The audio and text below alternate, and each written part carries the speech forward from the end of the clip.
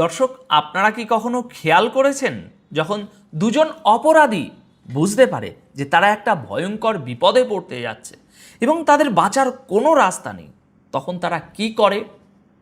তারা কি নিজেদের মধ্যে ঝগড়া চালিয়ে যায়, নাকি নিজেদের পিঠ বাঁচাতে আবার এক হয়ে কোনো নূতন ষড়যন্ত্রের ছক কষে? আপনারা কি জানেন যে ডোনাল্ড ট্রাম্প মাত্র কিছুদিন আগে ইসরায়েলের প্রধানমন্ত্রী বেঞ্জামিন নেতানিয়াহুকে একেবারে অকথ্য ভাষায় গালিগালাজ করেছিলেন, সেই ট্রাম্পই আজ এখন আবার নেতানিয়াহুকে ডেকে পাঠিয়েছেন। কোথায়? ওয়াশিংটনে। পশ্চিমা মিডিয়া এবং তাদের হেডলাইন হয়তো আপনাদের বোঝানোর চেষ্টা করছে যে আমেরিকা এবং ইসরায়েলের মধ্যে সম্পর্ক খুব মধুর এবং তারা খুব স্বাভাবিক একটা ফোন আলাপ করেছে। কিন্তু আজ আমি আপনাদের সামনে এমন কিছু লেটেস্ট খবর উন্মোচন করব যা শুনলে আপনারা বুঝতে পারবেন যে কেন নেতানিয়াহুকে হঠাৎ করে আজ আমেরিকায় তলব করা হলো এবং এর সাথে গত ফেব্রুয়ারিতে শুরু হওয়া ইরান যুদ্ধের সেই গোপন মাস্টার প্ল্যানের কী সম্পর্ক। আর ভিডিওর একদম শেষে আমি আপনাদের এমন একটা সত্য জানাবো যা নিউ ইয়র্ক পোস্টের কমেন্ট বক্সে খোদ আমেরিকান নাগরিকরাই ফাঁস করে দিয়েছেন। তাই এই পুরো স্টোরিটি জানার জন্য আপনাদের আজকের এই পুরো আলোচনাটা খুব মনোযোগ দিয়ে শুনতে হবে দর্শক। দেখুন, আপনারা যারা নিয়মিত বিশ্ব রাজনীতি ফলো করেন তারা জানেন যে গত কয়েক সপ্তাহ ধরে আমেরিকা এবং ইসরায়েলের সম্পর্ক ভাই আক্ষরিক অর্থেই একটা সার্কাসে পরিণত হয়েছিল। ট্রাম্প প্রশাসন একদিকে কাতারে বসে ইরানের সাথে চুক্তি করার চেষ্টা করছিল, আর অন্যদিকে ইসরায়েল সেই চুক্তি ভেস্তে দেওয়ার জন্য লেবাননে পাগলের মতো হামলা চালিয়ে যাচ্ছিল।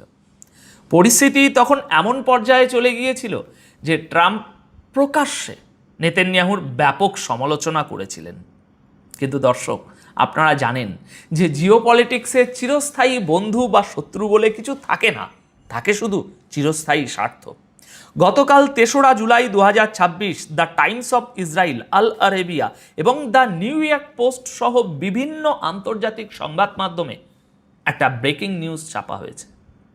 খবরের শিরোনাম হলো Trump and Netanyahu speak by phone, agree to meet in USA সুন।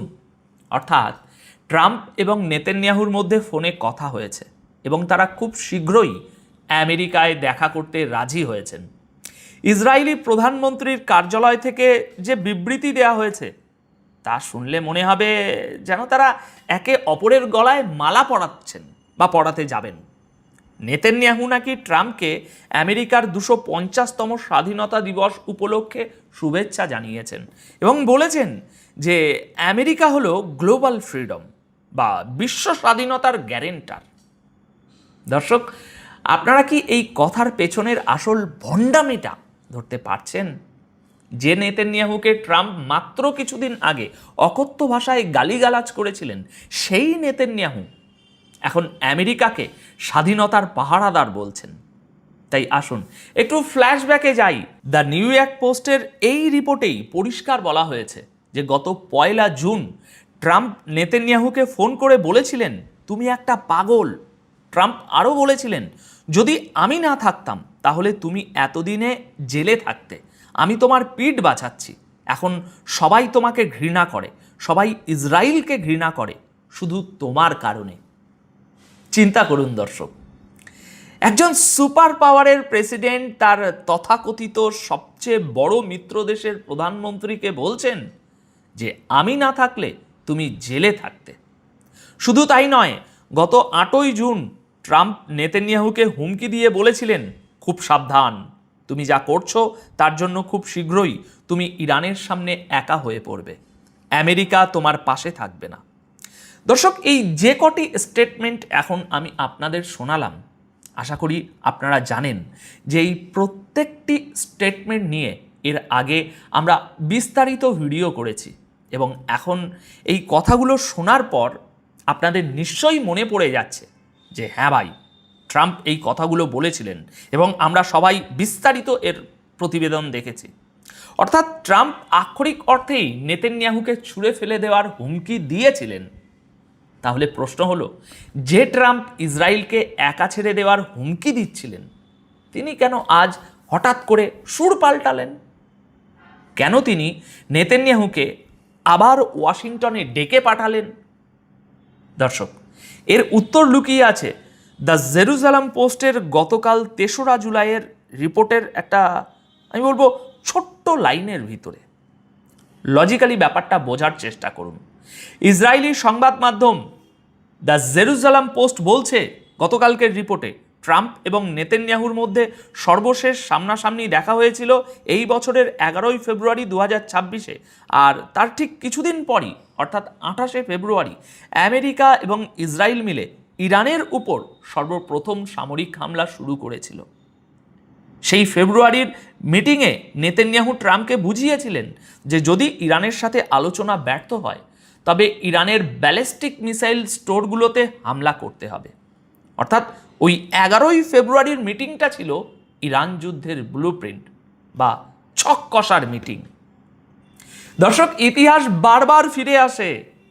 এখন যখন আমেরিকা এবং ইরানের মধ্যে একটা সমঝোতা চুক্তি ঝুলে আছে, ইরান যখন আমেরিকার সমস্ত শর্ত মানতে অস্বীকৃতি জানাচ্ছে, ঠিক সেই সময়ে নেতানিয়াহুকে আবার আমেরিকায় তলব করা হলো। একজন মার্কিন প্রেসিডেন্ট এত অল্প সময়ের ব্যবধানে কোনো দেশের প্রধানমন্ত্রীকে বারবার ওয়াশিংটনে ডাকেন না, যদি না সেখানে বড় কোনো মাস্টার প্ল্যান থাকে। পশ্চিমা বিরোধী বিশ্বের দেশগুলো, বিশেষ করে ইরান এবং ব্রিক্স, এই খেলাটা খুব ভালো করেই বোঝে।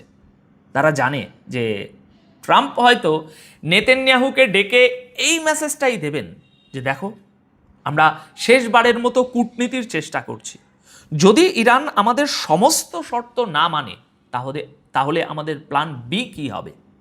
অর্থাৎ এই মিটিংটা কোনো সাধারণ মিটিং নয়, এটা হতে যাচ্ছে মধ্যপ্রাচ্যে আগামী দিনের জিওপলিটিক্যাল নকশা বদলানোর একটা রুদ্ধদ্বার বৈঠক। আর ইসরায়েল বর্তমানে কতটা মরিয়া হয়ে উঠেছে সেটা কি খেয়াল করেছেন? নিউ ইয়র্ক পোস্টের রিপোর্ট অনুযায়ী গত বৃহস্পতিবার নিউ ইয়র্ক টাইমস একটা খবর ছেপেছিল যে ইসরায়েল নাকি কাতারে আলোচনা চলাকালীন ইরানের শীর্ষ আলোচকদের গুপ্ত হত্যা করার প্ল্যান করেছিল। যখন এই খবর ফাঁস হয়ে যায় এবং আমেরিকার অফিসিয়ালরা আতঙ্কে পড়ে যান, তখন শুক্রবার নেতানিয়াহু তড়িঘড়ি করে এক্সে পোস্ট করে বলেন যে এটা নাকি ফেক নিউজ বা একটা ভুয়া খবর। দর্শক, যে দেশ গাজায়, লেবাননে এবং সিরিয়ায় গুপ্ত হত্যা করাটাকে তাদের রাষ্ট্রীয় নীতি বা স্টেট পলিসি বলে বানিয়ে ফেলেছে, তারা যখন কোনো গুপ্ত হত্যার খবরকে ফেক নিউজ বলে, তখন বুঝতে হবে যে ডাল মে কুচ কালা হে। পাকিস্তান এবং কাতার যখন গ্যারেন্টি দিল যে তারা ইরানি ডেলিগেশনের নিরাপত্তা দেবে, একমাত্র তখনই ইরান আলোচনার টেবিলে বসেছিল। ইসরায়েল আসলে চাইছে যে কোনো মূল্যে এই শান্তি আলোচনা ভেস্তে দিয়ে আমেরিকাকে আবার সরাসরি যুদ্ধে টেনে নামাতে। আচ্ছা, এবার আসুন সেই সত্যটা আপনাদের জানাই। আমি বলেছিলাম নিউ ইয়র্ক পোস্টের কমেন্ট বক্সে খোদ আমেরিকান নাগরিকরাই আসল সত্যটা ফাঁস করে দিয়েছেন। আপনারা হয়তো ভাবছেন আমেরিকানরা বোধহয় তাদের প্রেসিডেন্ট এবং ইসরায়েলকে একেবারে খুব সমর্থন করছে, ফুলের মালা দিচ্ছে, কিন্তু না। নিউ ইয়র্ক পোস্টের এই আর্টিকেলের নিচে কমেন্ট বক্সে এক আমেরিকান নাগরিক লিখেছেন, এখানে দুজন মহান রাষ্ট্রনায়ক পশ্চিমা সভ্যতাকে বাঁচানোর জন্য এক হচ্ছেন। আর ঠিক তার নিচেই আরেকজন আমেরিকান রিপ্লাই দিচ্ছেন, দাঁড়ান, আমি আপনার কথাটা ঠিক করে দিচ্ছি। আসলে দুজন অপরাধী একসাথে বসছে এটা আলোচনা করার জন্য যে কিভাবে একে অপরকে জেলের হাত থেকে বাঁচানো যায়। আর একজন আমেরিকান লিখেছেন, এই দুজন মানুষ ইরানিদের চেয়ে কোনো অংশে ভালো নয়। আরেকজন লিখেছেন, এরা হলো দুজন ওয়ার ক্রিমিনাল বা যুদ্ধ অপরাধী, যাদের এখন জেলে থাকা উচিত। দর্শক, আপনারা কি বুঝতে পারছেন এটা ঠিক কত বড় একটা স্টেটমেন্ট? খোদ আমেরিকার সাধারণ মানুষ ইতিমধ্যে বুঝতে পারছে যে ট্রাম্প এবং নেতানিয়াহু কোনো গ্লোবাল ফ্রিডম বা বিশ্ব শান্তির জন্য এক হচ্ছেন না। তারা এক হচ্ছেন নিজেদের রাজনৈতিক কেরিয়ার এবং অস্তিত্ব বাঁচানোর জন্য। আপনারা তো জানেন যে ট্রাম্পের সামনে মিড টার্ম ইলেকশন, তাকে প্রমাণ করতে হবে যে তিনি হেরে যাননি। আর নেতানিয়াহুর মাথায় ঝুলছে দুর্নীতির মামলা এবং আইসিসির গ্রেপ্তারি পরোয়ানা। যদি যুদ্ধ থেমে যায় তবে নেতানিয়াহুকে সোজা জেলে যেতে হবে। তাই এই দুজন মানুষ এখন একে অপরের পিঠ বাঁচানোর জন্য নতুন কোনো ষড়যন্ত্রের জাল বুনছেন। দর্শক, এটাই হলো পশ্চিমা সাম্রাজ্যবাদের আসল চেহারা। তারা নিজেদের স্বার্থে পুরো বিশ্বকে আগুনের কুণ্ডুলিতে ঠেলে দিতে পারে।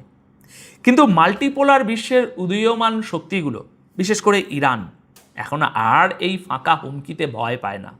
তারা জানে যে ট্রাম্প আর নেতানিয়াহুর এই মিটিং আসলে কোনো শক্তির প্রদর্শন নয়, বরং এটা তাদের চূড়ান্ত হতাশা এবং দুর্বলতারই বহিঃপ্রকাশ।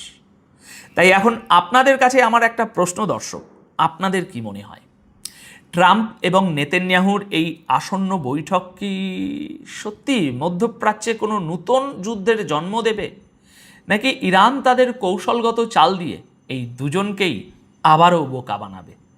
লজিক্যালি চিন্তা করুন এবং আপনাদের মূল্যবান মতামত অবশ্যই নিচে কমেন্ট করে জানান।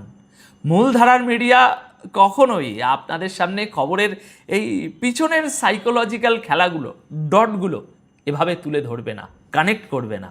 তাই সত্যটাকে সবার মাঝে ছড়িয়ে দিতে এই ভিডিওটি যতটা পারুন শেয়ার করুন। জিওপলিটিক্সের প্রতিটি গুরুত্বপূর্ণ খবর আমি এভাবেই আনকাট আপনাদের সামনে বিশ্লেষণ করে যাব। আপাতত এই প্রতিবেদন তাহলে এ পর্যন্তই। সবাই খুব ভালো থাকবেন, সুস্থ থাকবেন।